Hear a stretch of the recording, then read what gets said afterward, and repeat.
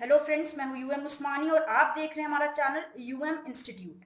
और आज की इस वीडियो में हम लोग पढ़ने जा रहे हैं simple average price method. Inventory valuation का मेथड है ये। इन्वेंट्री वैल्यूएशन के बहुत से मेथड होते हैं, यानी स्टोर में आने वाली और जाने वाली इन्वेंट्री को जो वैल्यूज निकाली जाती हैं उसके बहुत सारे मेथड्स होते हैं, जैसे FIFO, LIFO, HIFO, MIFO, average price method जिसमें सिंपल एवरेज वेटेड आ जाता है। बहुत सारे मेथड्स होते हैं, आप लोगों ने उसके बारे में पढ़ा होगा। कॉस्ट अकाउंटिंग का टॉपिक है ये हम लोगों का। इसी से रिलेटेड आज की जो वीडियो है उसमें हम लोग देखेंगे इन्वेंट्री वैल्यूएशन का method, simple average price method. अगर फीफो, लीफो या वेटेड एवरेज पे आपको वीडियो देखना है तो पहले वीडियोस हम अपलोड कर चुके हैं, आप इन्वेंट्री वैल्यूएशन की वो वीडियोस मेरी चेक कर सकते हैं, देख सकते हैं। तो आज की वीडियो स्टार्ट करते हैं और देखते हैं कि सिंपल एवरेज प्राइस मेथड के हिसाब से कैसे स्टोर में आने वाली और जाने वाली इन्वेंट्री की वैल्यू निकाली जाती है। ठीक है, तो इसके लिए क्वेश्चन दिया हुआ है हमने। क्वेश्चन में कह रहे हैं prepare store ledger account, the basis of valuation of issues is simple average price. हम लोगों को स्टोर लेजर अकाउंट प्रिपेयर करना है और जो स्टोर से इन्वेंट्री इशू करी जाती है वो सिंपल एवरेज प्राइस पर इशू करी जाती है। ठीक है, यहाँ पर दो चीजें दी है, रिसिप्ट की इंफॉर्मेशन दी है और इशू की दी है। यानी जो इस रिसिप्ट का मतलब क्या है, जितनी स्टोर में इन्वेंट्री आ रही है, और इशू का मतलब जितनी इन्वेंट्री स्टोर से इशू करी जा रही है, डिपार्टमेंट को दी जा रही है यूज करने के लिए। तो यहाँ पर हम लोगों को 2007 की इंफॉर्मेशन दी है। दिसंबर 4, 18, 22 को ये तीन तरह की इन्वेंट्रीज अलग अलग डेट्स पे आई हैं, उनके रेट दिए हुए हैं और ये अलग अलग डेट्स की जो इन्वेंट्री इशू की गई है वो दी हुई है। तो इसके हिसाब से हम लोग स्टोर लेजर अकाउंट प्रिपेयर करते हैं और देखते हैं कैसे इन्वेंट्री की वैल्यू निकाली जाएगी, कैसे सिंपल एवरेज मेथड पे इसको हम इशू करेंगे। तो स्टोर लेजर अकाउंट प्रिपेयर करना है। सबसे पहले हम हेडिंग डाल लेंगे स्टोर लेजर अकाउंट, और यहाँ पर हमने मेथड भी ब्रैकेट में मेंशन कर दिया है, ये ऑप्शनल है, आप लोग चाहे तो मेंशन करें चाहे तो ना करें। सिंपल एवरेज प्राइस मेथड, ठीक है। और जो हमारा पेज होगा उसे हम सबसे पहले एक कॉलम उसमें डेट का बना लेंगे। कुछ केसेस में कई बुक्स में आप लोग देखेंगे कि रिसिप्ट का में डेट का कॉलम अलग बनाया जाता है, इशू में डेट का कॉलम अलग बनाया जाता है। तो हमने यहाँ पर एक डेट का कॉलम बना लिया है और इस डेट पे जितना भी रिसिप्ट, इशू और बैलेंस होगा सारी अलग अलग कॉलम्स के लिए एक ही डेट का कॉलम यूज कर लेंगे हम। तो एक डेट का कॉलम भी बनाया। उसके बाद जो हमारा बचा हुआ पेज था उसको हमने तीन पार्ट में डिवाइड कर दिया। एक लाइन ड्रॉ करी, ये कॉलम हो गया रिसिप्ट का। दूसरी लाइन ड्रॉ करी, ये कॉलम हो गया इशू का। और बची हुई जो स्पेस थी वो हमारी हो गई बैलेंस की। ठीक है, एक लाइन ये ड्रॉ करी रिसिप्ट का कॉलम, देन इशू का, और बचा हुआ किसका हो गया, बैलेंस का हो गया। अब हर कॉलम के अंदर हमें तीन कॉलम मेंटेन करने हैं। रिसिप्ट के अंदर तीन कॉलम हो जाएंगे, क्वांटिटी, रेट, अमाउंट। इसी तरह से इशू के अंदर तीन कॉलम हो जाएंगे, क्वांटिटी, रेट, अमाउंट। और बैलेंस में आपके पास ऑप्शनल है, आप चाहें तो क्वांटिटी, रेट, अमाउंट तीनों कॉलम प्रिपेयर कर सकते हैं, और चाहें तो सिर्फ दो कॉलम प्रिपेयर कर सकते हैं, क्वांटिटी और अमाउंट का। ठीक, हमने तीनों कॉलम प्रिपेयर कर लिए ताकि आप लोगों को ज्यादा अच्छे से समझा सके। अब इस तरह के क्वेश्चन सॉल्व कैसे करने हैं, हम सबसे पहले अपने क्वेश्चन पर आते हैं। देखिए, क्वेश्चन में हम लोगों को देखना है कौन सी डेट सबसे पहले स्टार्ट हो रही है। तो 2007 में दिसंबर 4 में 200 यूनिट आ रही है, 200 केजी आ रहा है 10 रुपए के हिसाब से। तो सबसे पहले हम रिसिप्ट के कॉलम में डालते हैं 2007 चल रहा है, दिसंबर 4 200 यूनिट्स आई हैं, तो रिसिप्ट के कॉलम में लिख देते हैं। रेट है 10, तो रेट के कॉलम में 10 रुपीज आ जाएंगे। 200 का 10 में मल्टीप्लाई करेंगे, ये आ जाएगा 2000। अब जितना हमारे पास सामान आया है उसे हमें बैलेंस में दिखाना पड़ेगा। तो बैलेंस के कॉलम में लिख देते हैं 200 10 रुपीज के हिसाब से, तो ये हो गया 2000। फिर हमें करना क्या है, हर एक ट्रांजैक्शन के बाद लाइन ड्रॉ करके इसको क्लोज कर देना है। देखिए, इस तरह से लाइन ड्रॉ करके दिसंबर 4 का जो ट्रांजैक्शन था, जो रिसिप्ट थी, उसे हमने क्लोज कर दिया है। अब आ जाते हैं नेक्स्ट डेट पे। तो दिसंबर 4 के बाद दिसंबर 6, ये हमारी नेक्स्ट डेट है, और दिसंबर 6 में इशू कर रहे हैं ये 100 यूनिट्स या 100 केजी गुड्स इशू कर रहे हैं। तो हम लोग यहाँ पे क्या करेंगे, डेट डालेंगे दिसंबर 6 इशू कर रहे हैं, तो इशू के कॉलम में आ जाते हैं। 100 केजी इशू कर रहे हैं। देखिए, हमारे पास 200 केजी है। अगर यहाँ पर जो रेट होगा वो दो अलग अलग तरह के अलग अलग रेट का हमारे पास गुड्स होगा, तो हम उसका एवरेज निकाल के एवरेज प्राइस पर इशू करते हैं इस मेथड के अकॉर्डिंग। ठीक है, इशू करते टाइम हमें ये ध्यान रखना है कि हम मेथड कौन सा अप्लाई कर रहे हैं। लेकिन क्योंकि यहाँ पर हमारे पास एक ही रेट का यूनिट है, इसलिए हम क्या करेंगे, इसी रेट पर इशू कर देंगे। 200 यूनिट है और हमें इशू करनी है 100, तो 100 यूनिट हम 10 रुपीज वाली इशू कर देंगे, 1000 रुपीज की हो जाएंगी। अब बैलेंस कैसे निकालेंगे इसका, 200 यूनिट थी, 100 इशू कर दी, अभी कितनी बची है, 100 बची हुई है, रेट 10 रुपीज है, तो अमाउंट हो जाएगी 1000। ठीक, अब ये एक ट्रांजेक्शन हो गया हमारा। तो दिसंबर 6 का जो कॉलम है उसे लाइन ड्रॉ करेंगे और क्लोज कर देंगे। ये देखिए इस तरह से हमने इसको दिसंबर 6 को क्लोज कर दिया। 6 के बाद फिर नेक्स्ट डेट है दिसंबर 18, और 18 को क्या हो रहा है, 300 यूनिट हमें रिसीव हो रही है 12 रुपीज के हिसाब से। तो रिसिट को हम लोग रिसिट के कॉलम में लिखेंगे, दिसंबर 18 300 यूनिट्स 12 रुपीज के हिसाब से, तो ये हो जाएंगे, मल्टीप्लाई कर देंगे 300 इंटू 12, 3600 आ जाएगा। अब बैलेंस में कैसे लिखेंगे, बैलेंस में सबसे पहले हम देखेंगे मेरे पास पहले से कितना गुड्स मौजूद है। तो हमारे पास 100 यूनिट्स पहले से हैं, इन्हें लिख लेते हैं 100 यूनिट्स 10 रुपीज वाली पहले से हैं, जो लास्ट डेट की हैं।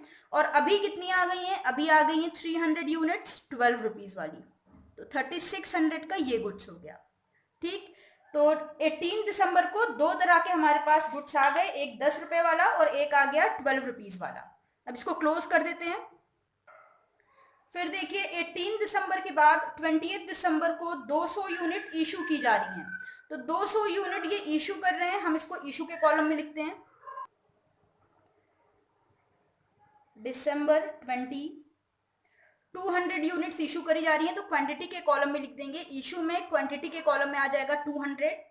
अब हमें रेट डिसाइड करना है, तो हम लोग चेक करेंगे कि हमारे पास किस रेट की यूनिट अवेलेबल है। तो अगर हम बैलेंस चेक करें तो हमारे पास 10 रुपए वाली भी अवेलेबल है और 12 रुपए वाली भी अवेलेबल है। ठीक है, तो अब हमें करना क्या है, हमें दोनों का एवरेज निकालना है। तो रफ में एवरेज निकालते हैं। देखिए हमारे पास 10 रुपए वाली भी यूनिट्स हैं और 12 रुपए वाली भी हैं, तो हम दोनों को ऐड करेंगे, और क्योंकि दो तरह की यूनिट है इसलिए एवरेज निकालने के लिए 2 से डिवाइड दे देंगे। अगर 3 तरह की यूनिट्स होती तो एवरेज निकालने के लिए हम 3 से डिवाइड देते हैं।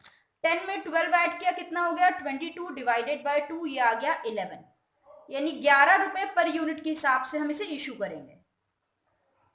200 यूनिट्स इशू करना है, 11 रुपीज एवरेज प्राइस आ गया, 200 का 11 में मल्टीप्लाई करेंगे, आ जाएगा 2200। अब हम बैलेंस कैसे निकालेंगे, यहाँ पर बैलेंस हम लोग जब चेक करेंगे तो देखिए 100 और 300 टोटल हमारे पास कितनी यूनिट्स थी, टोटल 400 यूनिट्स थी। 400 में से 200 हमने इशू कर दी, अभी भी हमारे पास कितनी बची हैं, 200 बची हैं। ठीक, अगर हम टोटल प्राइस देखें तो 1000 में 3600 ऐड करेंगे, टोटल प्राइस कितना हो गया 4600। उसमें से टोटल प्राइस में से 4600 आया टोटल प्राइस, इसमें से हम डिडक्ट कर दें जो हमने इशू करा है 2200, तो कितना बचा 2400 हमारे पास बचा। ठीक है, हमने क्या करा, हमारे पास जो यूनिट्स थी उनके अमाउंट के कॉलम का टोटल करा और उसमें से इशू के अमाउंट के कॉलम को माइनस कर दिया, तो बचा 2400, ये यहां लिख देंगे 2400। अब आप चेक कर सकते हैं कि हमारे जो यूनिट्स बची हैं वो किस प्राइस पर आ गई। अगर हम एवरेज प्राइस निकालना चाहें तो 2400 अमाउंट है और 200 यूनिट्स हैं, डिवाइड देने पे आ जाएगा 12, तो यानी एवरेज रेट कितना निकल कर आ गया इसका 12 आ गया। और अगर आप इसको इस तरह से भी देखें कि हमारे पास 100 यूनिट्स पहले से थी, तो वो तो हम जो पहले से सामान रखा हुआ है उसको बेचेंगे, लेकिन बहुत सारे लोग इसमें फर्स्ट इन फर्स्ट आउट में कंफ्यूज हो जाते हैं, इसलिए इस तरह से आप लोग को समझ लेना है कि यहाँ पर हमें क्या करना है, अपनी यूनिट्स का टोटल करना है, उसमें से माइनस कर देना है जितनी इशू करें, बची हुई को बैलेंस में लिखना है। अमाउंट के कॉलम का टोटल करना है, टोटल में से आपको इशू के अमाउंट कॉलम को माइनस करना है और बचे हुए को बैलेंस में लिख देना है। आप चाहो तो दोनों को डिवाइड देके रेट भी निकाल सकते हो, एवरेज।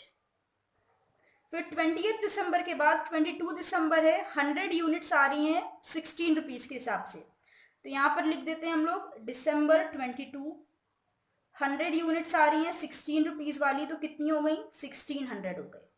ठीक, अब हम बैलेंस में कैसे लिखेंगे, हमारे पास 200 यूनिट्स पहले से अवेलेबल है 12 रुपीज वाली, और 100 यूनिट्स हम लोगों के पास और आ गई हैं 16 रुपीज वाली, तो ये हो गया टोटल हमारा बैलेंस 22 दिसंबर का। ठीक है, अब इस 22 दिसंबर को हम लाइन ड्रॉ करके क्लोज कर देंगे। देखिए ये 22 दिसंबर को लाइन ड्रॉ करके क्लोज कर दिया हम लोगों ने। अब 22 दिसंबर के बाद देखते हैं क्या ट्रांजेक्शन है।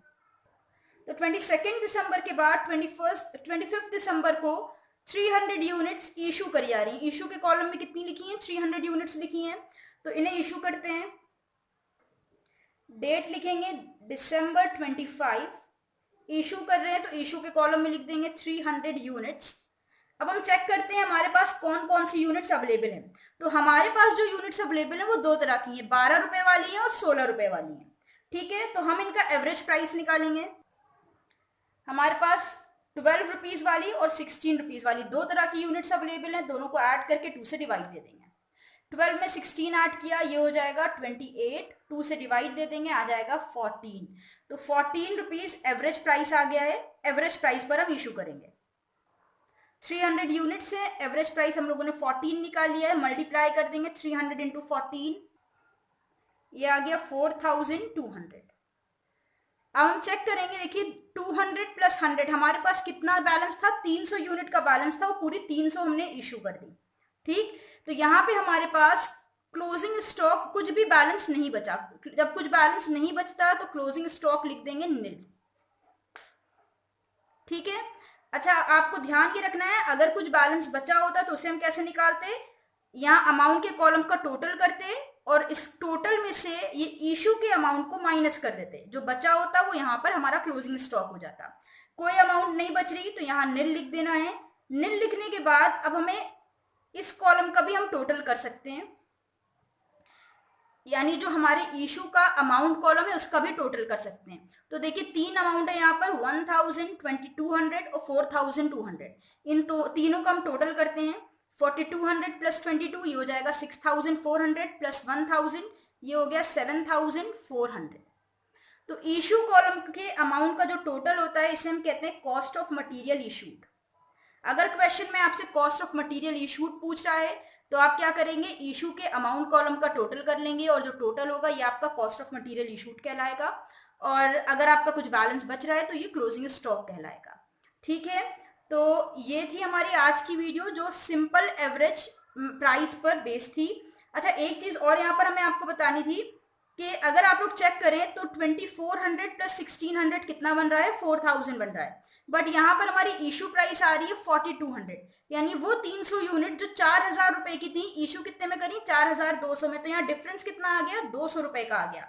तो अक्सर ऐसा होता है कि सिंपल एवरेज मेथड में जो हमारा अमाउंट होते हैं यानी लास्ट बैलेंस और कॉस्ट ऑफ मटीरियल इशू जो हमने इशू किया दोनों में डिफरेंस आ जाता है कि जितनी हमारी यूनिट्स हमारे जिस प्राइस पर आई होती हैं और जो इशू किया है उनमें डिफरेंस होता है, क्योंकि हम एवरेज निकाल के काम कर रहे हैं। तो परेशान होने की जरूरत नहीं है। इसे कहा गया है कि ये सिंपल एवरेज मेथड का ड्रॉबैक है, इसीलिए और आगे मेथड बनाए गए क्योंकि ये इस मेथड की कमी थी। ठीक, तो परेशान होने की जरूरत नहीं है। अक्सर ऐसा होता है कि आने वाले और जाने वाले प्राइसेस में सिंपल एवरेज मेथड में कमियां पाई जाती हैं, डिफरेंसेस पाए जाते हैं। तो ये था सिंपल एवरेज मेथड। उम्मीद है वीडियो आपको पसंद आई होगी। और किसी टॉपिक में डाउट हो तो कमेंट में बताइएगा। चैनल पर नए हो तो सब्सक्राइब करिएगा, वीडियो को लाइक और शेयर करिएगा। फिर मिलते हैं एक नई वीडियो के साथ। हमारे साथ जुड़े रहने के लिए और वीडियोस को देखते रहने के लिए थैंक यू।